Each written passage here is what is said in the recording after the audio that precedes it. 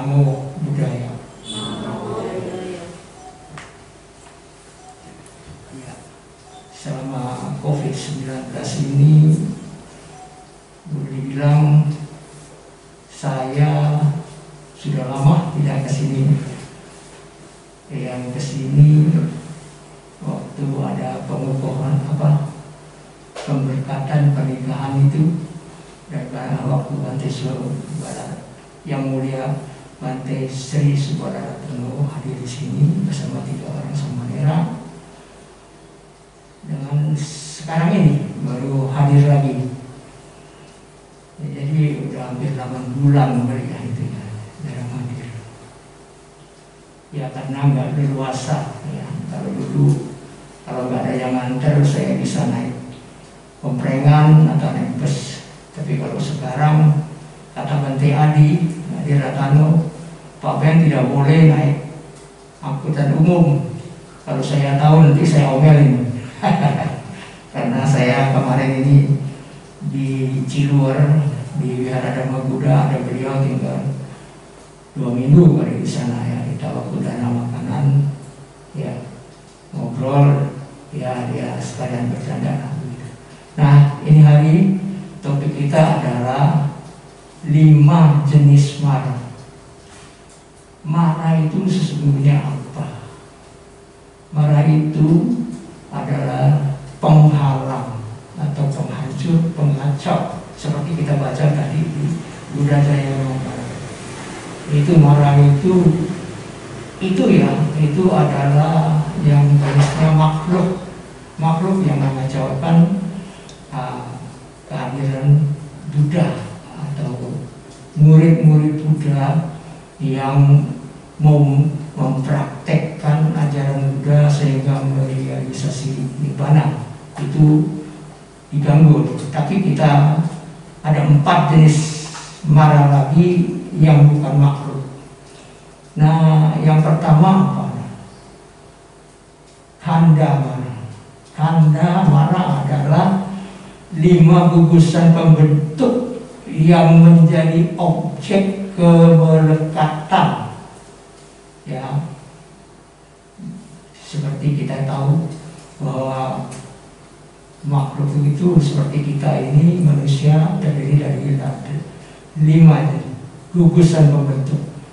Ada badan jasmani, perasaan, dan sanya, ingatan. Tapi ada yang bilang bahwa sanyanya sesungguhnya gambaran peristiwa.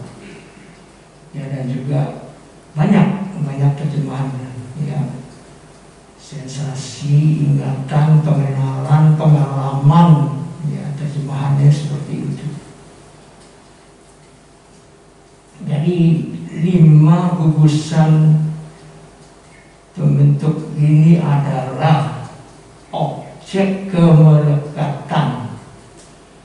Kenapa kita bisa dibilangin seperti itu oleh guru kita? Karena seperti kita ketahui bahwa kita sangat membanggakan jasmani kita ini.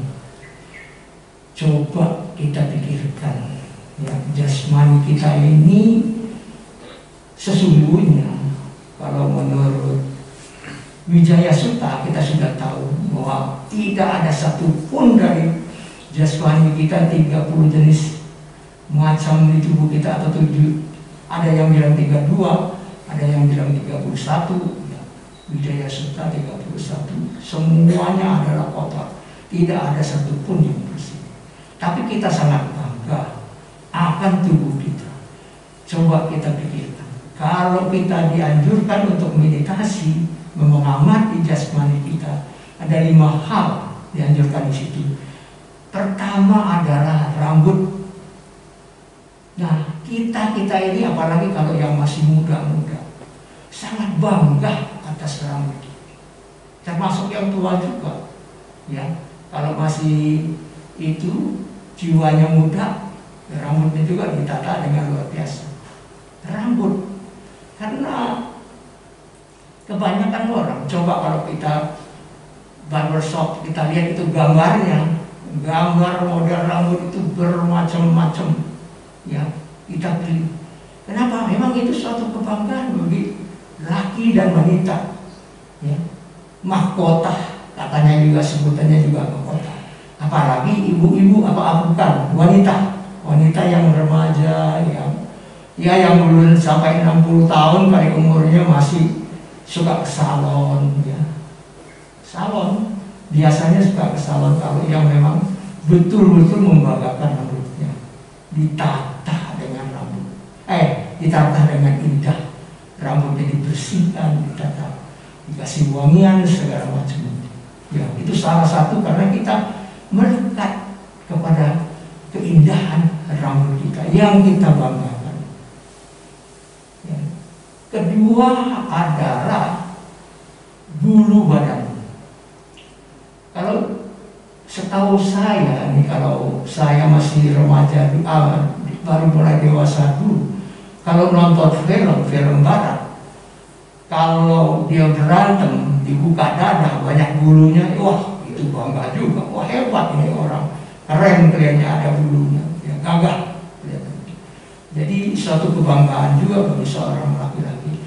Apalagi yang ada di bibirnya, ya kan, kumis dan jenggotnya itu. Coba kalau kita lihat di dunia itu, ada perlombaan kumis, ada perlombaan jenggot, ya. Itu juga suatu kebanggaan yang kemudian menjadi kemelekatan, dipelihara sampai wah panjang sekali itu jenggotnya, ya. Kalau kita lihat di YouTube itu ada perlombaan kumis yang terindah, jenggot yang terpanjang, malah ada yang bulu kuping juga masih diituin, ya, dibangga-banggakan. Itu. Yang ketiga, biasanya disuruh memperhatikan kalau kita melatih meditasi adalah gigi, ya kan? Siapa yang tidak bangga giginya yang indah? Gigi itu dengan segala cara, apalagi sekarang teknologi yang begitu tinggi, yang bagus, gigi itu bisa dirapiin, ya, yang tadinya simpang siur sekarang bisa dirapikan menjadi rapi.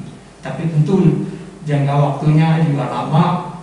Saya rasa juga kalau dipasang itu kawat gigi, tentu ada penderitaan juga di situ. Tapi demi keindahan gigi, maka diadakanlah itu, dipasanglah itu. Ya. Kalau zaman dulu, zaman saya sih, zaman ortu ini belum ada zaman saya itu. Seperti itu. Ya, sekarang udah sama. Dan selanjutnya apa?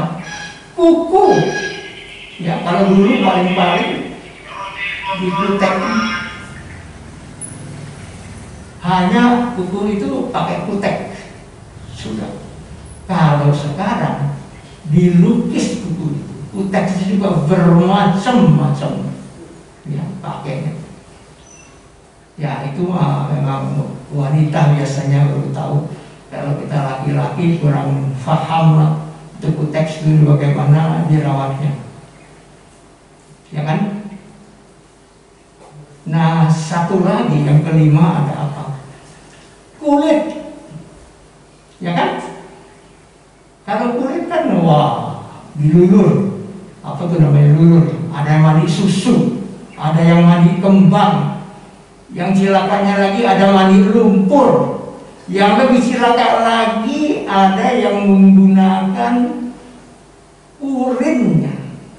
urinnya sapi. Saya pernah di warta berita kalau nggak salah, lihat itu sapi lagi kencing, ditadahin pakai dua tangannya untuk mengusap mukanya. Ya, baru-baru ini saya juga baca.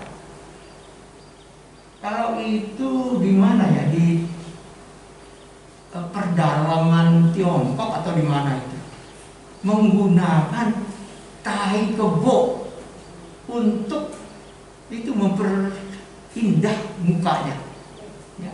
Belum lama ini, baru sebulan yang ini saya baca, saya lihat itu. Ada yang sampai begitu. Ya, jadi orang sangat membanggakan kulitnya. Ya. Ya itu mah biasanya ibu-ibu lah lebih tahu kalau bagaimana merawat kulit itu.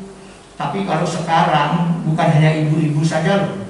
Kalau saya baca khusus ada juga yang laki-laki, ya, yang dirawat kulit itu. Nah, jadi 5 hal ini untuk perenungan bila seorang melatih meditasi. Ya, diajarkan oleh guru meditasi. Padahal Sang Buddha telah mengatakan bahwa itu adalah bukan yang indah. Sesungguhnya bukan yang indah. Nah, salah pandangan. Bagaimana dengan perasaan kita? Perasaan kita juga begitu. Ya. Kalau kita melihat indera kita, indera mata kita melihat sesuatu yang indah, yang bagus, langsung timbul perasaan yang menyenangkan. Wah, ini bagus sekali, ya kan? Nah, sesungguhnya perasaan timbul itu dibantu sesungguhnya oleh sanya. Sanya kan, setelah kita melihat objek, sanya bekerja mengenai apa ini. Oh, ini kembang ros, bagus. Bayangan, gambaran daripada pengalaman itu langsung timbul. Jadi setelah pengalaman itu timbul, baru perasaan menanggapinya. Ya. Jadi perasaannya itu muncul yang senang, tidak senang, sesungguhnya dibantu oleh sanya. Ya. Dibantu oleh sanya. Yang menyenangkan kita suka, yang tidak menyenangkan kita tidak suka. Ada yang biasa-biasa saja.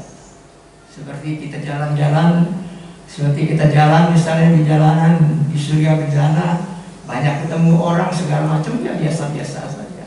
Ya, tidak ada reaksi suka atau tidak suka. Kalau kita melihat kalau window shopping juga, ya kadang-kadang ada yang kita suka, ada yang tidak. Kadang-kadang kita lewat begitu saja. Ya, perasaan itu seperti itu. Tapi perasaan itu kalau menurut Bante Damadiro,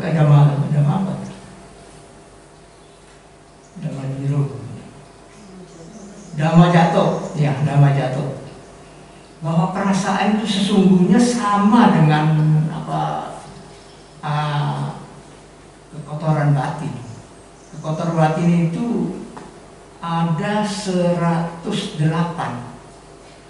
Perasaan ini juga ada 108 berdasarkan apa?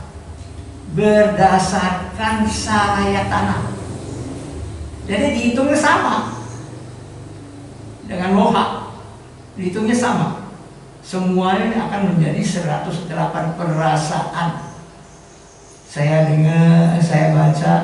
dengar di itu, baru saya baca mengupas tentang khanda. Khanda ini yang ditanya Sang Buddha menanya yang Arya Sopaka, yang kelimanya apa itu? Pancakanda. Kemerekatan, pancakandanya ada objek kemerekatan. Ya, itu yang kelima itu ditanya waktu penjelasan itu, berarti mengatakan bahwa sesungguhnya selain dari biasa-biasanya yang kita ketahukan ada 3, ya, suka, tidak suka, dan upeka. Kalau ditambah dengan batin ada somanasa dan domanasa, 5 yang lazim kita ketahui. Tetapi kalau menurut penjelasan Bante ada 108 sama dengan moha sesungguhnya. Jadi perasaan itu timbul juga karena adanya pengalaman yang dibantu oleh sanya, pengenalan. Ini yang bagus, yang indah atau yang menyenangkan. bagus dan indah, kita merasa senang, suka. Begitu juga kalau yang kita lihat itu kita tidak suka, ya, itu akan timbul kebencian, ketidaksukaan. Ya, kalau yang tidak sesuai dengan selera kita, ya, atau yang pernah menyakitin kita, ya, yang pernah orang-orang yang pernah menyakitin kita, kalau dia dinasehati, dia insaf, dia bisa minta maaf kepada kita. Maaf sih gampang. Oh, saya memaafkan kamu. Tapi melupakannya yang sulit. Ya enggak? Coba, kadang-kadang ada seminggu, ada sebulan, atau setengah tahun, atau bertahun-tahun, saya sampai mati pun masih ingat kamu. Ada yang begitu kan? Ya. Nah, jadi kalau tidak suka harus hati-hati. Kalau bisa, karena peristiwa itu terjadinya hanya satu momen. Kalau bisa langsung dilupakan. Jadi kita plong. Tapi apakah kita bisa begitu? Tentu itu harus melalui latihan-latihan, ya, latihan-latihan yang intensif, sehingga akhirnya kita bisa melepas itu sesegera mungkin. Bila seorang arahat tentu tidak akan melekat pada itu sifatnya. Kalau kita merespon segala fenomena itu dengan loba, dosa, dan moha. Tapi kalau para suciwan, arahat, merespon segala fenomena itu dengan banyak kebijaksanaan. Jadi itu perbedaannya. Kadang-kadang kita tidak bisa mengikuti apa kalau ada suatu penjelasan, penerangan, tulisan. Kadang-kadang kita juga bingung, kok bisa begitu? Tapi itu semuanya berkat latihan yang terus-menerus, sehingga mencapai tingkat arahat itu yang bisa melihat segala sesuatu, segala fenomena bila terjadi langsung berlalu. Nah, kita umat Buddha memang diajarkan melatih diri dengan seperti itu. Dan, nah, bagaimana dengan bentuk-bentuk pikiran? Sekarang bentuk-bentuk pikiran ini adalah pembentuk pikiran. Karena bentuk-bentuk samkhara ini ada yang baik, ada yang tidak baik. Ya, itu. Jadi kalau kita melihat sesuatu, ya timbul suka atau tidak suka. Yang mana reaksi batin itu? Ya. Nah, tentu ada yang baik, ada yang tidak baik bentuk-bentuk pikiran itu. Ada yang iri hati, ada yang kikir, ada yang suka marah-marah, banyak. Ada berapa itu? Saya kurang mengikuti ini kalau abhidhamma seperti itu, ya. Tidak mempunyai kemampuan untuk menggunakannya. Belajarnya juga agak sulit. Jadi hanya sekedar saja tahu begitu. Ada yang baik, ada yang tidak baik. Selanjutnya adalah winyaya. Winyaya itu adalah mengetahui. Yang mengetahui segala fenomena itu adalah winyana ini. Kalau yang yang tiga itu adalah perasaan, sanya, dan sangkara, itu sebagai objek. Tapi subjeknya adalah winyana yang mengendalikan, yang mengetahui segala sesuatu peristiwa yang terjadi. Inilah kita melekat semuanya kepada itu. Karena kenapa? Kita menganggap segalanya itu ada, karena kita memiliki pandangan salah. Kita menganggap segala sesuatu itu memang indah. Segala sesuatu itu karena adanya aku, sadar oh tidak sadar, akunya ada di situ. kalau kita lagi baca, lagi di dalam kelas, lagi di wihara, kita sangat paham itu. Anicca, dukkha, dan anatta, ketidakadanya aku, milikku, dan diriku. Memang kita tahu itu tidak ada. Di segala sesuatunya bersiwa itu, fenomena itu tidak bisa kita kendalikan. Ya kan? Itu sudah diajarkan oleh guru kita. Kita memang kadang-kadang kalau lagi sedang di wihara ini kita ngerti. Ya kan, sekarang kita di Dhammasakaca kita tahu, sangat paham bahwa sesungguhnya segala sesuatu itu tidak ada diri, tidak ada milikku. Satunya lagi, tidak ada aku. Kalau aku itu biasanya disebutnya ada mana. Mana diterjemahkan kesombongan. Tapi menurut banyak penceramah bahwa mana itu sesungguhnya bukan kesombongan, tetapi pembandingan. Pembandingan bahwa dia dan saya sama kemampuannya. Saya lebih rendah kemampuannya dari dia. Saya lebih tinggi kemampuannya dari dia. Nah, itu karena adanya perbandingan itu masih kita ada kekuatan batin. Itulah. Jadi Pacuparara Kanda ini adalah nama dan rupa ini adalah suatu penghalang bagi kita bila kita masih sebagai putu jana, masih umat awam yang belum memahami itu secara mendalam. Kita hanya masih sebagai kulitnya. Kalau kayak permen kita tuh pembungkusnya, masih pembungkusnya, bukan isinya. Ya. Jadi penting sekali nasihat-nasihat dari guru kita supaya kita memahami nama, rupa, batin, dan jasmani ini, sehingga kita bisa setahap demi setahap memahami dengan benar sesungguhnya itu adalah suatu penghalang bagi kita. Nah, mara yang kedua adalah karma buruk. Karma buruk sendiri-sendiri yang berbuah menghalangkan kita. Coba sekarang ini berita yang paling gencar di dunia, saya rasa kalau yang suka baca, suka dengar, tahu bahwa Alibaba atau Mayun sebagai pemiliknya, atau semut Mai itu perusahaan dia juga, Alibaba perusahaan dia juga, pemiliknya adalah Mayun, ya, namanya Mayun. Dulu sangat terkenal, sangat dipuja. Tahu-tahunya dia juga nyeleweng.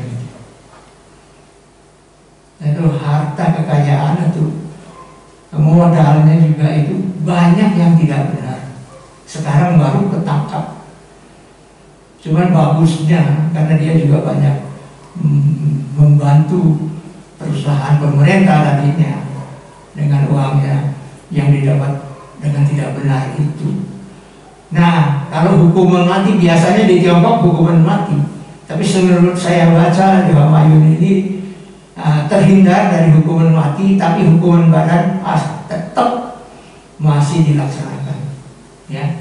Jadi itu suatu karma buruk kalau berbuah, meskipun orang yang begitu terkenal bisa terjadi seperti itu. Bangkrut dia. Ada lagi seorang perancang yang sangat terkenal. Dia punya penata rambut itu ada 7 orang. Rumahnya laksana istana. Tetapi mobil pribadinya juga sangat banyak. Punya pesawat pribadi, pesawat jet pribadi. Di negara manapun dia pergi, hotelnya bintang 5. Tapi sekarang dia mengeluh, untuk apa kekayaan saya begini banyak? Penata rambutnya aja 7 orang. Ya, cuma saya baca itu baru-baru juga ini seminggu yang lalu baru saya baca itu, tapi nggak dijelaskan siapa itu namanya. Dia mempunyai begitu banyak kekayaan, tetapi sekarang ini dia tidak bisa tidur di tempat tidurnya yang mewah itu. Dia tidurnya hanya di rumah sakit yang VIP. Ya begitulah, tempat tidurnya di VIP atau super VIP. Ya, nah saya ini orang yang begitu kaya. Tempat tidur saya begitu mewah, tapi buktinya sekarang saya hanya bisa tidur di rumah sakit ini, tidak bisa tidur di tempat tidur saya yang begitu mewah. Karena kenapa? Karena buruknya kalau sudah timbul, dia kena kanker stadium 4 sudah, yang rambutnya pada rontok karena proses pengobatan. Ya kemo gitu, yang rambutnya bisa rontok. Nah kan, itu kalau karma buruk sudah berdua bisa begitu. Nah, yang ketiga adalah kilesa marah berdasarkan kekotoran batin. Seperti kita ketahui, kekotoran batin loba, dosa, dan moha. Kalau loba itu kita kepingin yang istimewa, yang bagus-bagus, yang hebat-hebat. Kadang-kadang kita membeli sesuatu itu bukan karena butuh, tapi karena keinginan. Nah, kita lihat sekali sebagai contoh, coba kita lihat Pangeran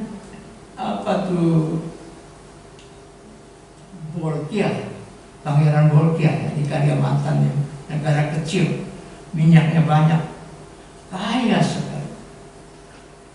Pangerannya punya mobil ratusan mobil mewahnya. Nah, kalau kita perlu, ya boleh saja 4-5 biji mobil mewah, ya nggak masalah. Ini ratusan. Bagaimana itu? Serakah nggak itu sesungguhnya? Mobil mewah itu di Indonesia ini ada showroom mobil mewah. Ya Ferrari segala macam itu ya, Mercy atau Audi atau siapa atau apalagi nggak tahu lah. Yang mungkin Ferrari itu yang cukup tinggi harganya. Tapi yang saya masih ingat, showroom di Indonesia yang namanya, yang C-nya Lim yang disebutnya. Nah, dia bilang mobil yang cukup mahal itu adalah Rolls Royce. Kalau di showroom dia, Rolls Royce itu adalah 26 miliar. Tapi itu bukan termasuk mobil yang paling mahal. Di showroom dia, mobil yang paling mahal itu adalah 98 miliar. Mereknya apa? Bugatti. Di dunia ini tidak banyak. Mungkin tidak lewat 10, biar lewat sedikit. Bugatti mereknya 98 miliar menurut dia. Nah, sebetulnya kan kendaraan itu kan cuma untuk transportasi. Tapi bagaimana? Karena adanya keserakahan, adanya keinginan yang menggebu-gebu, adanya duit, maka orang membeli seperti itu. Ada lagi bintang film Amerika yang dulu dia hanya penari dan penyanyi, tapi sekarang dia jadi bintang film Amerika yang namanya John Travolta. Dia punya rumah juga kayak kastil lapangan dia itu mempunyai 4 pesawat terbang jet pribadi yang diparkir di pekarangan rumahnya. Kepalanya ini semuanya gitu. Jadi 4 kepalanya semuanya menghadap kepala. Nah, sesungguhnya 1 juga jet pribadi itu kan udah cukup. Tapi dia ada 4, malah di pekarangan dia sendiri, di tanah dia sendiri. Dan berapa gede itu tanahnya. Meskipun jet pribadi itu tidak gede kan. Ya. Tetapi ada 4. Bagaimana itu? Ada lagi kekayaan orang India itu, ya rumahnya berapa tingkat, 7 tingkat atau berapa tingkat, bajunya emas, mobilnya lapis emas. Di Kuwait juga begitu, mobilnya, ruangan tamunya semua lapis emas, termasuk pesawat pribadinya juga dilapis emas, senjatanya dilapisnya emas juga. Itu kalau bukan loba, kekotoran batin, apa namanya? Ya, sampai begitu. Ya. Nah, begitulah kita. Kekotoran batin itu ada juga yang iri hati, yang kikir, yang suka marah-marah, niat jahat, segala macam.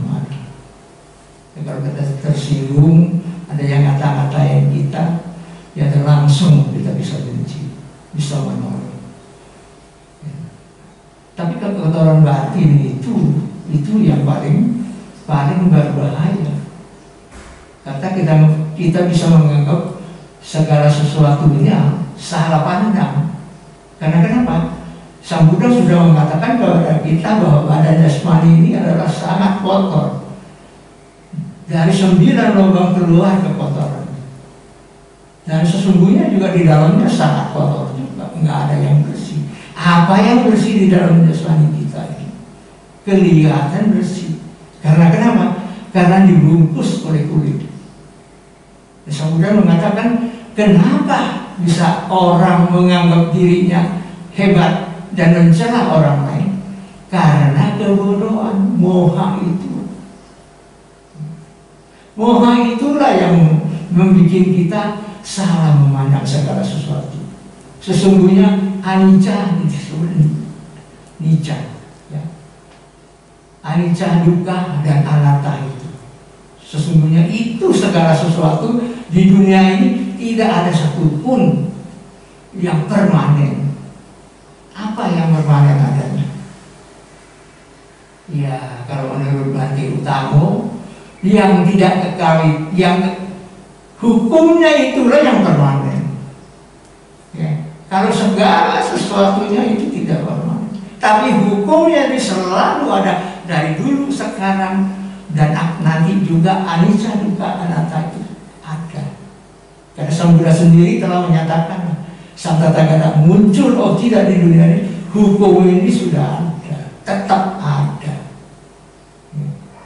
Jadi sesungguhnya agama Buddha ini sangat luar biasa, ya, sangat luar biasa. Nah, selanjutnya apa? Mara itu adalah kematian. Kematian, ada orang mau jadi biku misalnya, nah, atau kecelakaan, kematian. Nah, dia menjadi biku. Nah, di rumah minta izin kepada kedua orang tuanya, diizinkan menjadi biku. Tetapi setelah dia jadi biku, maka orang tuanya yang laki-laki meninggal dunia, tinggal ibunya. Dulu dia dan adik-adiknya memang ditunjang oleh orang tua laki-laki yang mencari nafkah adalah papanya, tapi papanya meninggal. Mau tidak mau, dia harus lepas juga untuk mencari nafkah menghidupi keluarga yang tinggal mama dan adik-adik. Seperti itu. Ada juga kalau kematian ini memang bisa menghancurkan segala sesuatu.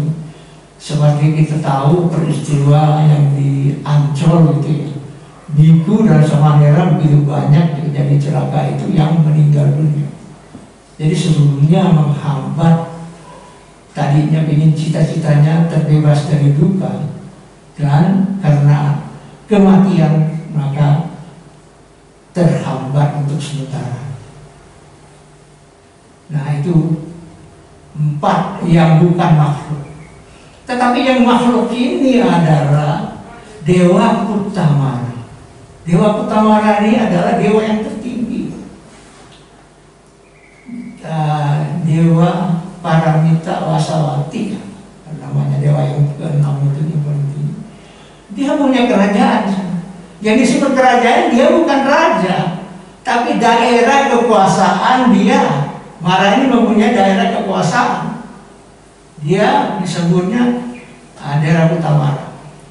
Daerah kekuasaannya ada di surga. Surga yang paling tinggi, Paramita Wasawati. Ya kalau nggak salah itu ya sebenarnya. Nah, dewa ini sangat jaya. Dia sangat mengacaukan bagi orang-orang yang punya niat untuk membebaskan dirinya, mengikuti ajarnya Guru Agung kita Sama Sambuddha. Itu yang selalu dihalangi, digodai. Seperti kita baca tadi di Buddha Jaya Manggala, dia sepanjang malam dihajar terus, dikacauin terus. Gitu. Tapi dengan kesempurnaan seorang Buddha, tentu dia tidak bisa mengganggu batin seorang Sama Sambuddha. Jadi dia sangat itu. Karena kenapa? Waktu Pangeran Siddhartha mau meninggalkan istana, dia sudah hadir di situ untuk menggoda, merayu Pangeran Siddhartha. Hei Pangeran, untuk apa kamu meninggalkan istana dan mencari menjadi seorang pertapa? Tuh lihat anak kamu itu dan istri kamu yang begitu mungil, ya, menarik. Kenapa kamu tinggal? Bila kamu tidak meninggalkan istana dan tetap ada di istana, apapun yang kamu minta akan saya kabulkan. Mau kekayaan, kedudukan, memang dia sudah seorang pangeran.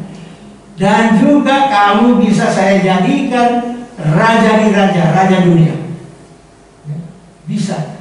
Selama kasih waktu 7 hari, kamu akan menjadi raja dunia. Tapi Pangeran Siddhartha tetap ingin meninggalkan istananya untuk mencari obat mengatasi penderitaan ini. Ya. Itu malah dari zaman itu sudah mengganggu Pangeran Siddhartha. Setelah jangankan itu, Bante Moggallana yang begitu sakti pun masih digoda juga. Dia masuk dalam perut Bante Moggallana. Waktu Bante Moggallana mau jalan, tuh, kenapa badan saya berat amat? Nah setelah dilihat dengan mata batinnya, oh ada Mara. Dinasihati Mara itu. Ditanya apa namanya? Saya tidak tahu itu namanya siapa. Rupanya Mara yang masuk di dalam perut Bante Moggallana itu adalah keponakan dia. Mamanya itu adalah adiknya Bante Moggallana. Tuh, berapa jayanya bisa masuk ke dalam perut? Ya, sampai begitu. Nah, selanjutnya yang kita cerita selanjutnya adalah setelah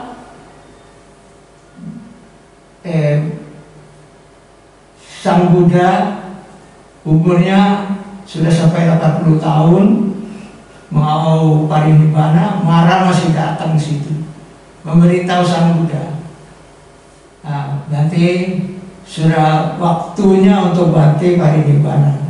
Karena dulu Bante telah berjanji bila banyak manusia, banyak murid-murid Bante telah merealisasi nibbana, bahwa Bante mau parinibbana. Ya, kalau udah banyak merealisasi nibbana atau arahat, menjadi arahat, ya maksudnya muridnya telah banyak, dia menjadi arahat manusia itu. Nah, Bante berjanji akan parinibbana. Itu waktu Sang Buddha udah tahu orang udah begitu tua masih disuruh cepat-cepat meninggalkan dunia ini. Berapa jahilin yang itu marah. Nah, setelah Sang Buddha parinibbana pun di kerajaan Asoka, Raja Asoka ini sangat yakin kepada Sang Buddha dan ajarannya. Maka waktu dia berkuasa, banyak dia membangun wihara, memugar candi-candi, mendirikan stupa. Ya. Nah, waktu dia membangun itu selama 7 tahun, 7 bulan, 7 hari selesai. Nah, tahu sendiri kalau raja ya, kalau umat biasa kan kalau sesuatu selesai, kita juga kalau orang membangun rumah udah selesai rumahnya, kita juga mengadakan ada bacaan parita, ya, mercikan air, baca parita, itu sudah selesai. Tapi Raja Asoka ini mau mengadakan pesta selama 7 tahun, 7 bulan dan 7 hari pesta itu. Nah, tapi para arya, para arahat yang dikumpul situ, yang memiliki kesaktian, melihat, wah, kalau kita adakan pesta ini, si Mara pasti datang mengganggu, akan diacak-acak pesta ini, mungkin tidak bisa jadi. Nah, setelah berunding, mereka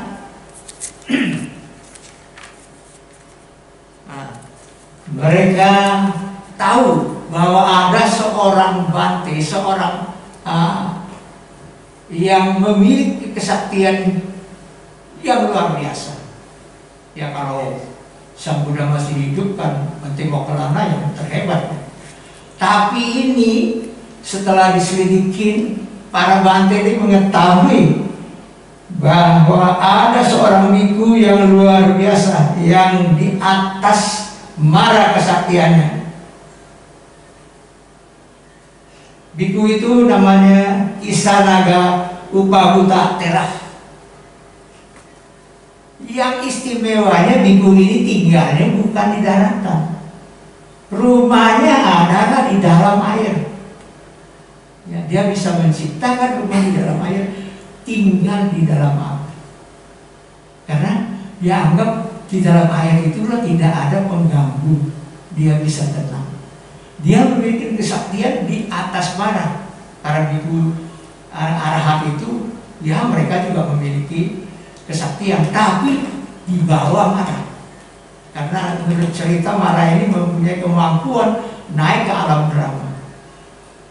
Nah, setelah berunding, mereka menetapkan untuk mengundang biku ini supaya hadir untuk melindungi pesta ini. Nah, diutuslah beberapa orang Bante ke sono minta tolong supaya Arya ini mau, biku yang sakti ini mau melindungi pesta itu. Dia setuju. Tapi setelah sampai di kerajaan Asoka, Raja Asoka melihat, waduh, orang sakti kurus, bantenya kurus kecil. Apakah benar memiliki kesaktian? Nah, untuk membuktikan, penasehatnya bilang begini saja, kita mempunyai gajah istana. Nah, kita bikin mabuk dulu gajah istana ini, lepas di depan biku. Nah, dilaksanakan rencana itu bahwa gajah ini dibikin mabuk, dilepas di depan biku ini ya, Upabhuta ini. Nah, Meskipun waktu itu gajah itu mabuk mau menyerang Biku ini, tapi dengan meta sama dengan Sang Buddha, dengan meta dipancarkan kepada gajah itu langsung adem, langsung tidak mengamuk. Nah, Raja Asoka tahu, kalau ini betul dia mempunyai kesaktian. Tibalah saatnya diadakan pesta itu. Pesta itu diadakan betul aja. Mara datang, diadakan dengan anginnya sangat luar biasa besarnya, di porak-poranda semuanya. Tetapi biku yang sakti ini dikembalikan sebagaimana adanya. Kalau orang dulu begitu sakti, hebat ya. Jadi yang sudah porak-poranda menjadi seperti semula. Nah, orang lihat dia marah. Marah ini tulisnya ada ahnya itu di atasnya ada gentengnya, marah. Ya. Nah, marah ciptakan dirinya menjadi benteng yang gede, menyerang itu semuanya, pesta itu. Tetapi Bante ini menciptakan dirinya menjadi harimau yang sangat besar. Kalahlah marah. Dia jadi lagi naga, mengacau di situ. Bante ini menciptakan dirinya jadi Garuda yang sangat gede. Akhirnya dia kalah juga, kalah kabur. Tapi dengan kesaktian biku ini, Bante ini dia tangkap Mara. Setelah Mara ini ditangkap, dia ciptakan bangkai anjing yang sangat busuk menjadi kalung untuk Mara. Dikalungin bangkai anjing yang sangat busuk itu di leher Mara. Dilepas. Nah, Mara ini pergi ke alam-alam dewa, minta tolong. Ada nggak orang yang bisa melepaskan kalung anjing yang busuk itu, yang sangat berat? Tidak ada seorang pun, termasuk di alam Brahma, diminta kepada Brahma. Brahma juga tidak sanggup melepas kalung anjing busuk itu. Akhirnya dia pulang juga minta tolong, minta pengampunan dari Bante ini. Tapi Bante ini tidak. Malah dia menciptakan suatu ikat pinggang yang sangat kuat. Marahnya diikat pada setonggak batu yang sangat kuat, diikat di situ selama pesta itu berlangsung. Nah, karena diikat di situ, ditemani oleh Bante ini juga memberi masukan, menasehati Mara ini supaya jangan lagi melakukan ini. Karena kalau melakukan ini nanti terlahir, setelah meninggal akan terlahir di alam yang sangat menderita. Karena tiap hari diwejangan seperti itu, akhirnya Mara ini juga berpikir, iya ya, benar juga. Selama ini rupanya saya telah banyak melakukan hal-hal yang tidak baik. Jadi dia juga insaf. Pada akhir hukumannya dia bebas. Dia mau pamit kepada Bante. Bante, saya insaf, saya mau pulang ke tempat saya untuk melatih diri. Nah, Bante ini bilang, tolong, saya ada satu permintaan pada kamu. Mau gak kamu mengabulkan permintaan saya? Boleh, apa? Karena saya sebagai murid seorang Sama Sang Buddha, karena kan udah beberapa ratus tahun setelah Sang Buddha parinibbana, baru Asoka ini menjadi pengikut Sang Buddha ya, berapa ratus tahun kemudian. Jadi dia bilang, Bante ini bilang, saya belum pernah melihat bentuk daripada guru agung saya. Nah, sekarang kamu sering, dia bilang, bergaul dengan Sang Buddha, dekat sama Sang Buddha, maka kamu tentu tahu bagaimana bentuknya guru agung saya. Boleh, kata Semara, tapi satu hal kamu harus janji pada saya. Kalau saya membentuk sebagai bentuk sama samudra, kamu tidak boleh nama Karawan. Ya, Bante. Tapi setelah dibentuk mukanya seperti seorang sama samudra, Bante ini langsung nama Kara. Ya, ini marahnya ngambek. Loh, katanya kamu udah janji sama saya. Kan kalau saya membentuk sebagai sama samudra, kamu tidak boleh nama Kara. Iya, tapi saya bukan nama Kara sama kamu. Saya menama Kara sama guru saya. Nah, marah ini juga paham. Nah, karena marah ini sudah yasab, sudah paham, dalam kama yang akan datang, kalpa yang akan datang, marah ini akan menjadi seorang sama sambuddha yang namanya adalah Dhamma Sami. Ya, kalpa yang akan datang akan muncul seorang sama Buddha yang memang marah ini. Ya. Dewa Kutamara ini yang akan menjadi seorang sama Buddha yang namanya adalah Dhamma Sari. Ya, jadi marah ini bisa menjadi seorang sama Buddha dengan melatih para itu pada kapal yang akan datang. Itulah ceritanya marah. Ya, ada 4 jenis marah itu, ya, seperti kekotoran batin sebagai penghambat kita, tapi ada betul-betul sebagai makhluk yang menghambat orang yang mau belajar dhamma, yang mencapai kesucian. Jadi dihambat, digoda oleh marah. Marah ini tidak menggoda orang biasa, tidak.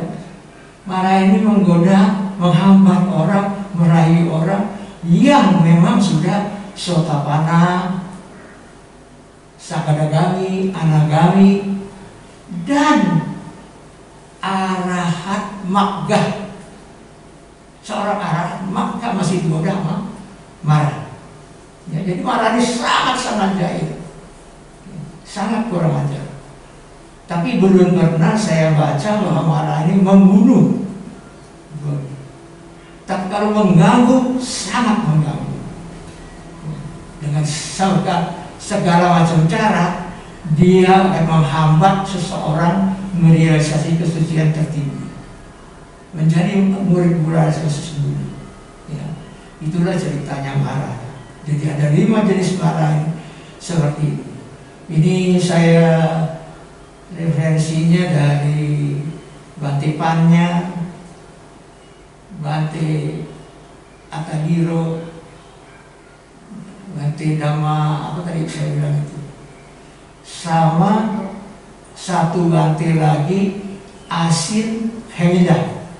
Dia sekarang ini lagi membahas Dhamma ini, marah Kutamara, Dewa Kutamara ini dari 1, 2, 3, 4 sampai 5. Ya, jadi kalau mau lebih jelasnya lagi, terinci lagi, boleh membuka itu. Sabda dari Bante Asin Hamidah masih ada 1 sampai 5. Cuman yang ketiganya harus hati-hati membacaannya. Ya, nah, itu mungkin kita bisa bingung. Marah yang ketiga. Nah, yang keempat saya baca juga, saya dengar juga. Yang kelima belum dengar saya. 1, 2, 3, 4 saya sudah dengar. Ya, jadi dari situ ya kita dapat pengetahuan juga.